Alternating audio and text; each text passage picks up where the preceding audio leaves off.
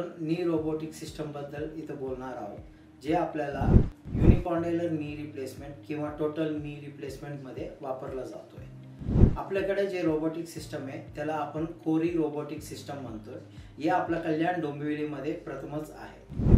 हे आपण काय गोष्टींसाठी हे खूप फायदा पण ठरवत आहे।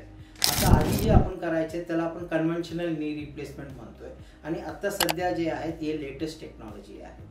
कन्व्हेन्शनल मध्ये सगळ्या पेशंटला एकासारखंच आपण ज्या ठिकाणचं झीज असतोय त्याला आपण हाडांना खराब झालेली हाडांना काढून त्या ठिकाणी नवीन प्रोस्थेसिस किंवा नी रिप्लेसमेंट प्रोसेसेस आपण त्याच्यामध्ये वापर करायचो।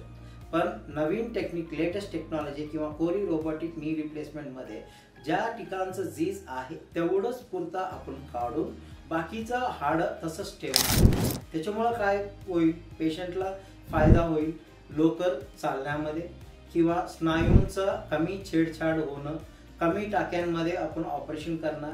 लवकर ऑपरेशन म्हणजे अगोदर जे 1.5 तास 2 तास ऑपरेशन व्हायचे ते अर्धा तास अगोदरच ऑपरेशन अजून होईल आणि पेशंट लवकर रिकव्हरी होऊन घरी जाऊन आपल्या कामांचं सगळ्या गोष्टी लवकर करू शकतात। हे आपला लेटेस्ट न्यू टेक्नॉलॉजीचा कोरी रोबोटिक नी सिस्टम बद्दल माहिती आहे।